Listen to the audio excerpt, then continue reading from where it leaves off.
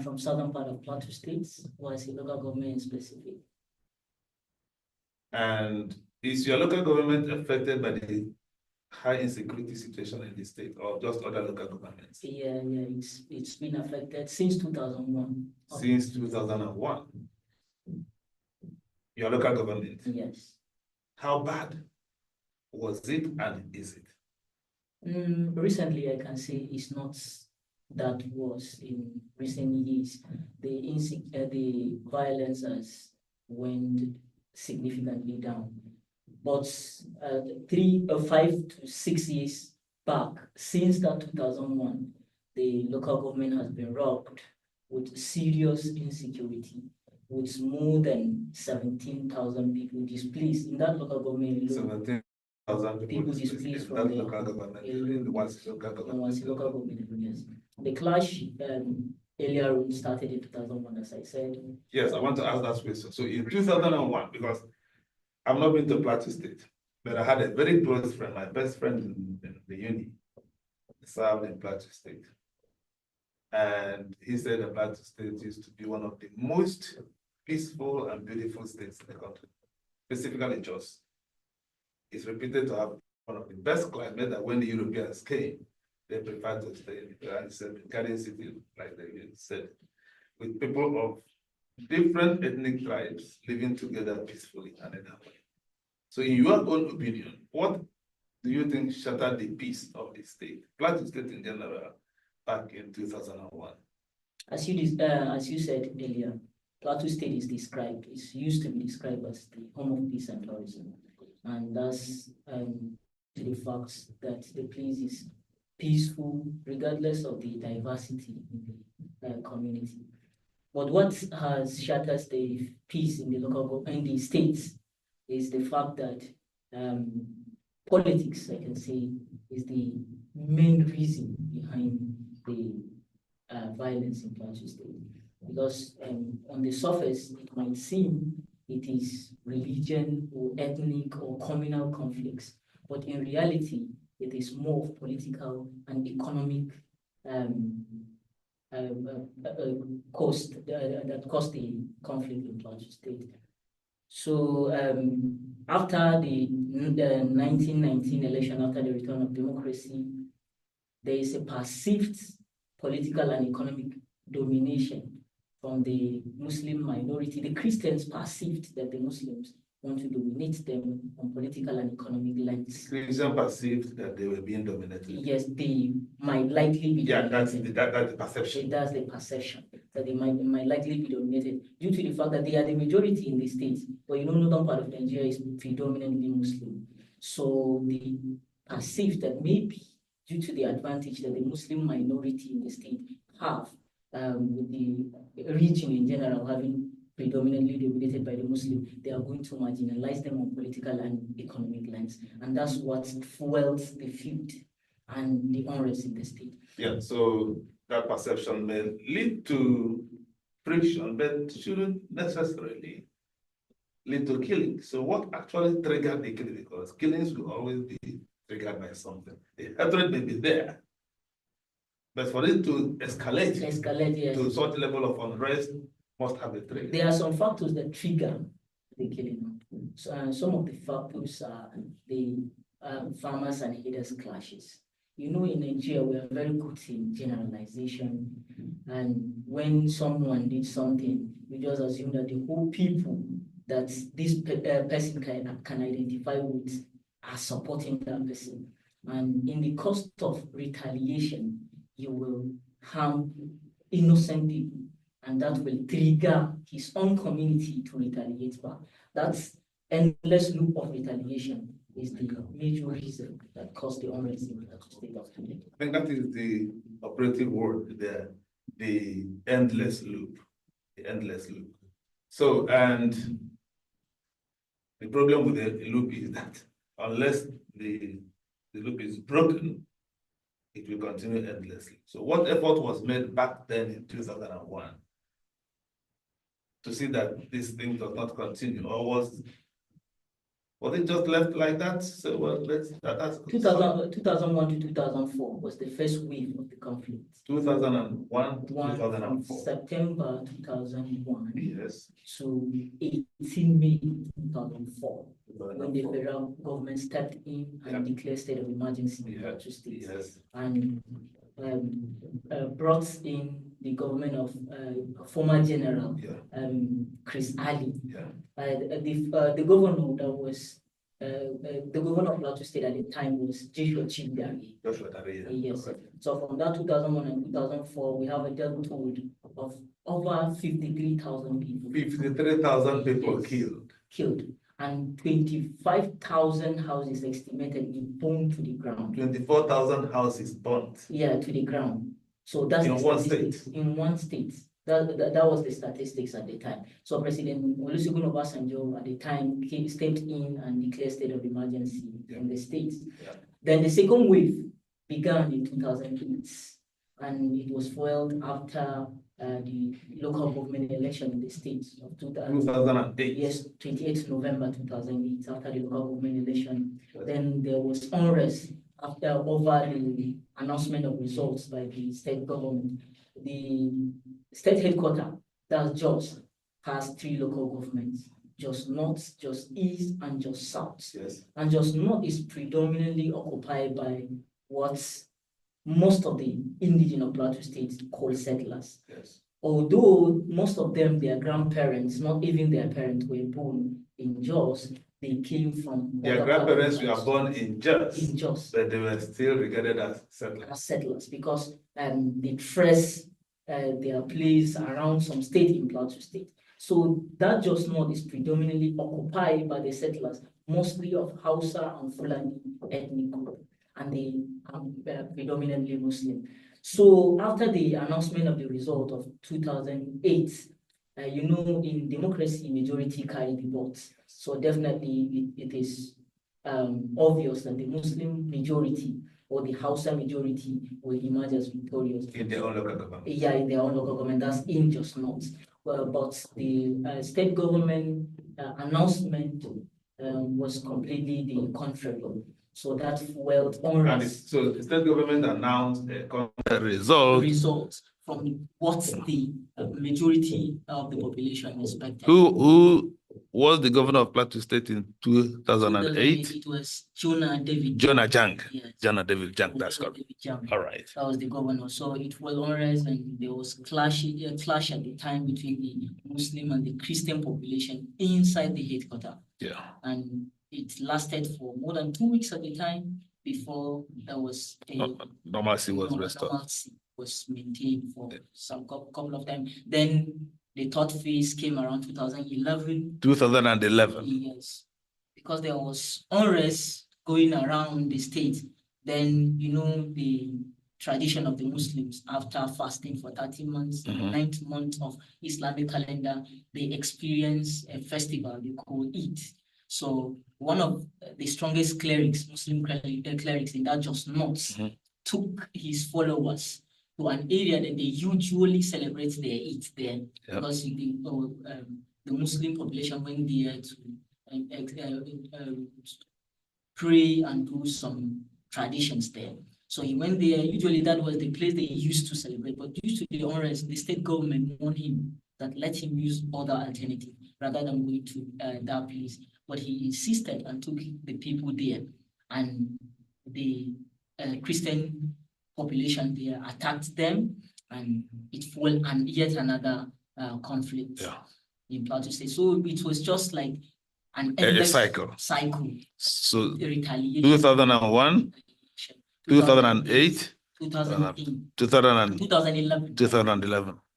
Then, you know, after the emergence of Boko Haram, they took a lot of places in northern part of Nigeria. Then there were a series of bombs in Jos, and mostly in the predominantly Christian areas, which caused the Christians to believe that maybe it was deliberately against their own population. And it's also parts that is contributing. But if you look at it from the surface, you just think maybe it is religious, it is justifiable to be religious, but in reality, it's more of political and economical conquest than religious. All right. So from your analysis now, it would appear that at least the cause of 2001 killings, we can identify that. In 2008, we know what caused it. 2011, we know what caused it. Subsequently after that, when Boko Haram came into Nigeria, it appears that the waters have been muddled, that people no longer identified exactly what the killings is about. Yes, obviously, because they put bomb even inside mosques in Kano, for example, which is 90 or 98% Muslim, predominantly Muslim area. So the motive is, every ideology needs a theology to make it. Every ideology needs a theology to back it. That's a good one. So once something happened, we Nigerians, we have how should I put it? We naturally bring have religion. Assumption. Yeah, okay, we assume. Yeah. We have an assumption that definitely there must be a reason behind that. Yeah. And due to the unrest and distrust between the two different cultures that we discussed yesterday, we assume that Boko Haram is being sponsored by a certain group. And but what do you think that Boko Haram was then being sponsored by a certain group, or that is just? Absolutely not. Absolutely not. Because as a Muslim, I understand their motive, although I can deny the fact that they are Muslims. So, well, let's be careful of our choice of words. Yes. You understand their motive. Yeah. But it's not justified. It's not justified, not at all. I understand their motive. Their motive is fueled by hatred. Is fueled by illiteracy. Is fueled by a lot of factors. You see. So what do you think? What do you think? Because even when Boko Haram, while it's not the subject of this conversation, but started under the regime of Omar Yar'Adua, and that was starting in 2009. 2009. And Yar'Adua took a very hard posture against them. And it was during his government that their leader was killed. Yeah. And now under Goodluck Jonathan, it appeared that if it suddenly escalated, either because the killing of their leader further militarized them, or do you think that is the reason of this? Because Goodluck Jonathan, a Christian president, and then suddenly political factors kind of used Boko Haram as a cover to now try to destabilize Goodluck Jonathan's government, because that was Goodluck Jonathan has said it. Yeah. So do you think that is a right? About Boko Haram, there was a lot of stereotype about it. In the north, we have different lens to it. Okay. Some people say Goodluck Jonathan is sponsoring Boko Haram behind the scene because he wants to avenge what happened to the southeast and probably south in the civil war. But I can remember one politician accused him of using Boko Haram to decimate the population of Borno State, so that and in the south, the idea is maybe they are doing it to destabilize the government of Goodluck Jonathan. Yeah. So the idea behind it is still remain a mystery. But what I can tell you clearly is that we see things in different lands. Yes. And there are a lot of terrorist groups around the world that consider themselves as Muslims. Yes. And actually, they don't represent the religion in any phase. I started telling you about something the other day, the reason behind the stiff hatred between the Muslims, the Islamic culture and the Christian culture. Is due to the fact that we feel that the Western culture conquered us, and they are trying as much as they can to impose their own ideals on us, which we happen to have our ideals prior to their coming. Yeah. So we refuse to change. And everything they bring, we have that distrust that maybe there is something behind it, hidden to achieve certain aim. Yeah. So, in your own opinion, then, the Boko Haram that came to Plateau State, because Plateau State is very far from Borno State. Yeah. So the Boko Haram that came to Plateau State, was it the same Boko Haram that was active in Borno State and Yobe State, for instance? Sure. That's the same Boko Haram. The same Boko Haram.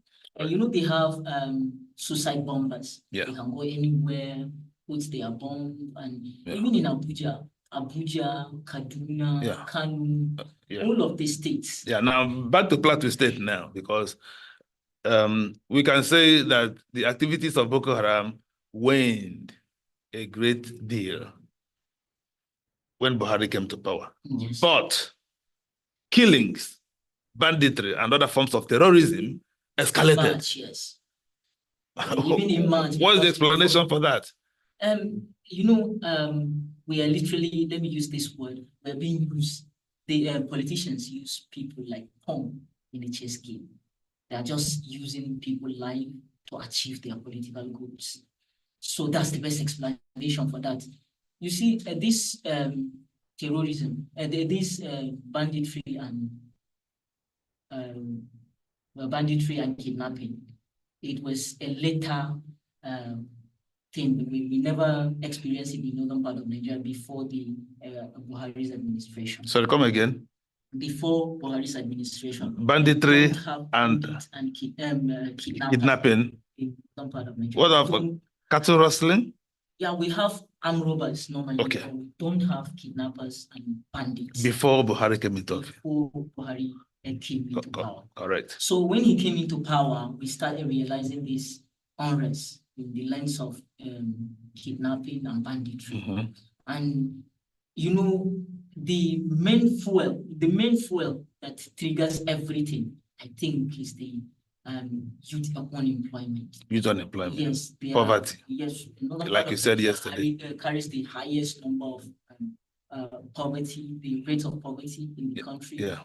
And we have millions, just like the other region, millions of youths unemployed. And these youths might not have a strong ideological belief, but they can easily be persuaded with money to do what these people that are sponsoring them to do. So I think that's the main thing that causes all this unrest in the northern part of Nigeria. Because an idle mind is a devil workshop. When you offer somebody who has nothing, money to do, he can do everything to please you. Yeah. So the Boko Haram now waned. Then banditry, kidnapping, other forms of terrorism escalated. But we are concerned with Plateau State. So, was that what is happening in Plateau State and around what time period? Because we stopped 2011, and then Boko Haram activity waned. So, but yet killings in Plateau State continued. Yes. Even when Boko Haram waned. There are feuds, like people keep to that feuds, and they can do everything to retaliate, as I said, endless cycle of retaliation. Yes. People lost loved ones on the hands of each other. Yeah. So, it is not everybody that has this spirit of forgiveness to forgive. Everybody is trying to have a chance to retaliate, and what happens to him. So in other, what we are saying is that even when Boko Haram waned, the hatred, the bitterness of the previous killings was still there. Yes. Yeah, was still there. And so anything can act as a trigger. Yes. And another set of killings. Set of killings start, and as I said earlier, we are very good in generalization. When something happened to me, for example, my own people will assume that maybe this side of our enemies, because we are not regarding ourselves as friends or even neighbors. So what do you think is the cause of the killings that continue? Okay, well, you have said previous hatred and killing, but what acted as a trigger? As a trigger that for the killings that continued, say maybe from 2015 till today, is the headers and farmers clashes. So this one is now not terrorism. Yeah, it's mostly headers and farmers clashes. Some Christians have interviewed in Plateau State disagree with that explanation, that this is not. It is not farmers and headers clashes. Like it is too simplistic. Yes. Let me tell you my justification to that theory that I just brought.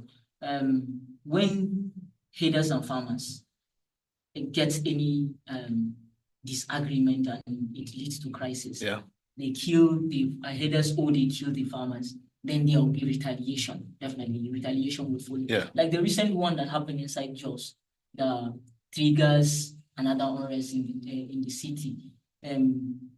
Fulani people that came for tradition in Bauchi. I think they killed nearly 20 of them inside the capital city. Yes. And the trigger was that some Fulani attacked a village. Yes. Prior to that day that they killed these Fulani people. Mm-hmm. And the reason for killing for the attack was that their cows and the people that were rearing the cows were killed by farmers. So you see, the main cause of the problem now is the herders and farmers class. And that is your sincere belief? Yes, yes, that's my sincere. I have one interviewer who said that there is a planned genocide to bring in, to disturb the demography of Plateau State, to give higher population, that is to bring in the Fulanese or others, displaced communities. And then, in fact, they told me that in some local governments, some communities have been sacked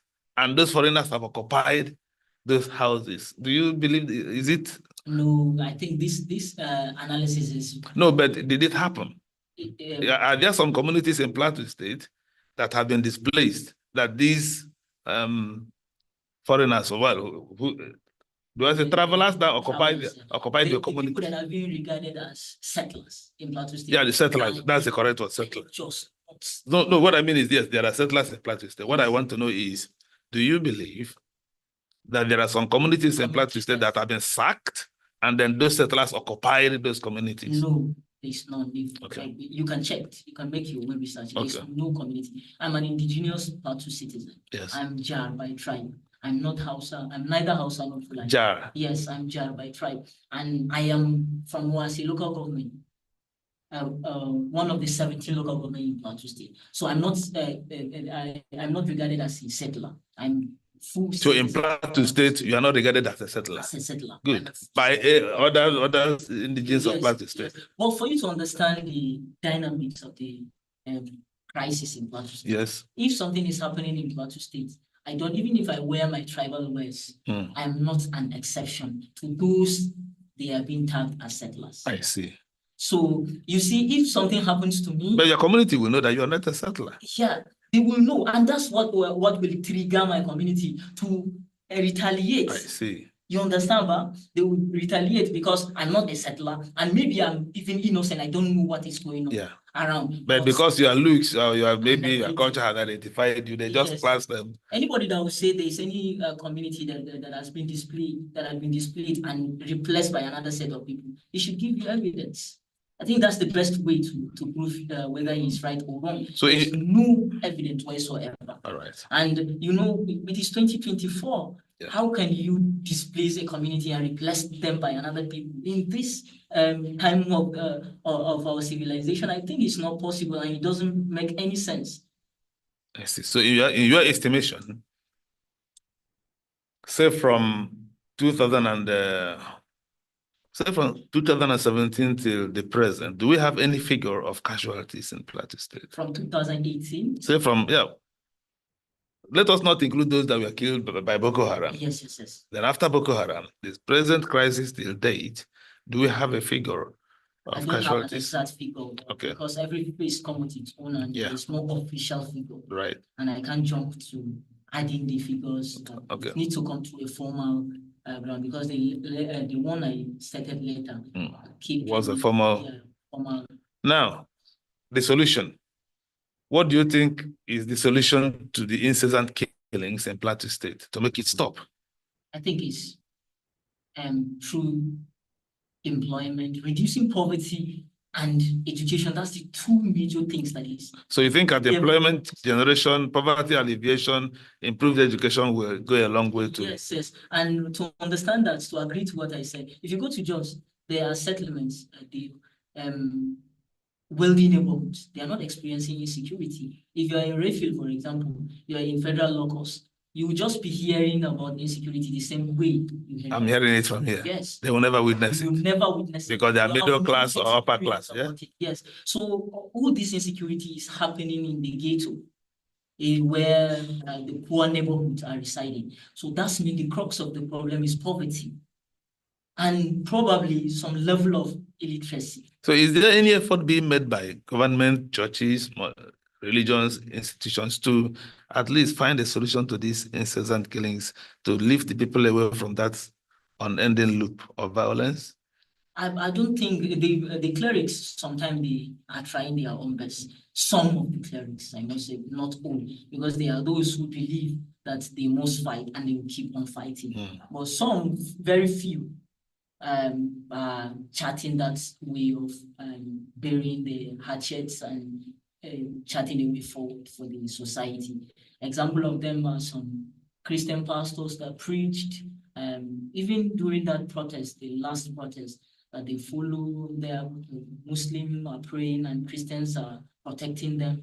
It shows a clear way that maybe the population are now uniting themselves for a common cause. And one Muslim imam that rescued more than 300, I know you heard about that. Yep. He rescued more than 300 Christians during a clash in a village, and they even honored him with national award due to that act. So there are few clerics that are trying their best, but there are those who are not in support of the peace in the state. And you know, They want the violence to continue. Yeah, insecurity is an investment Wow. to politicians and to those who Violence merchants. Yes, and so these people doesn't want the insecurity to end.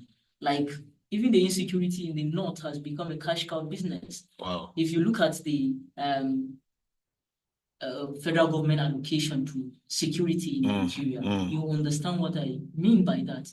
Even the law enforcement agent will not want the insecurity to end. Because more money will be voted for security and then they'll be pocketing it. Because you know the system of Nigeria is monkey, they walk about when they chop. So will that kind of prove the allegation or rumor that some elements of the security agencies may actually be fueling the insecurity? I can't say with certainty, but I feel it is justifiable if people say it's possible. Yes, it's possible. Going by the what I said earlier, in 2020 alone, 420 billion naira was allocated for army, not only security, army, 420 billion naira. And only 20 billion is for capital expenditure. 400 million is for the current expenditure.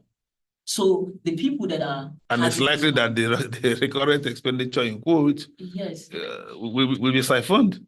Yes, it will definitely. So this money, and you know, in security purposes, you can hardly trace how someone spend the money. In fact, there is one funny incident that happened in the National Assembly, isn't it? Yes. Where the Senate President was asking those in favor of inviting to scrutinize the budget of the armed forces. Those who are in favor say, everybody said, so they say, no.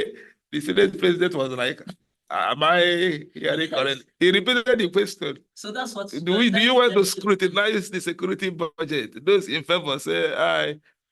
Those in favor say, no, everybody. So let me repeat what the former, the Emir of Kano, I'm sorry, not the former, Sunisi Lamido Sunisi said, there are two religion and two tribes in Nigeria, which are the masses and the elites. There is nothing like Igbo, Yoruba, or Hausa. There is nothing like Muslim or Christian. These two classes are the only classes we have in Nigeria. And you agree to the fact that when Tinubu decided to buy SUVs for the National Assembly, among the National Assembly members, there are Muslims, there are Christians, there are Southerners and there are Northerners, there are Igbos, Yorubas, and Hausas, but none of them refused to accept that 158 million SUV because of his own people. So they are all united in their insensitivity and scandemania. But the masses... All right. Without delving into the politics of this whole conversation, it's more about the human aspect of the suffering that is going on in Plateau State. And so if you want to advise the governor, or if you want to advise the government, or you become in a position to do something about it, what do you think you will do to stop the insecurity and killing that is happening in your state? I think the first thing I will do is to make sure I drastically reduce the poverty in the state, making sure that everyone is engaged. Everyone, and nearly everyone has something to do. which will keep their mind away from criminality. That's first. Second thing is that I'll make sure I bring all the religious differences to one table and make sure that they settle their feud right before me. What's the problem and how can we chart the way forward? God has destined us to live together and there's nothing we can do about it. If we believe that that God we all serve is omnipotent, as we all said, and omniscient, so how can we think that this same God will want us to fight each other for his cause? It's not possible. He doesn't want our effort. He is the merciful, the omnipotent, the omniscient, and all of that. So we don't need to fight for his cause. It's even more interesting that this is happening in a country where a majority of the population profess a belief in God and follow one religion or the other. So we show that the major religions have failed to preach love, yes, and are instead preaching hatred. I think we never involve them on a single table and try to reason with them. What's the problem? I believe that there is competition between the two religions. You know, Nigeria is kind of complex country. It's the only whereby Muslim and Christians come together as demographically equal. So these statistics make it increase the level of competition, I mean, in the country, that every side wants to occupy. And the reason why these people are championing and parading that let my religion people be here is the fact that if your own religion person is the president, it is expected that the cleric of that set of religion are the one that will be favored. So you see, even the religious clerics, they are just playing their own dice. They want for their own personal interest. Yes, the game that will favor them. So we need to sit them down, if possible, create a ministry or a ministry in the states or at the national level that will deal with that problem decisively. I think. All right. Thank you very much, Ibrahim. It's nice again to have you on DDM. Thank you, sir. So that's the much we can take today. Thank you for being with us and have a very good afternoon. Wow. So much killing.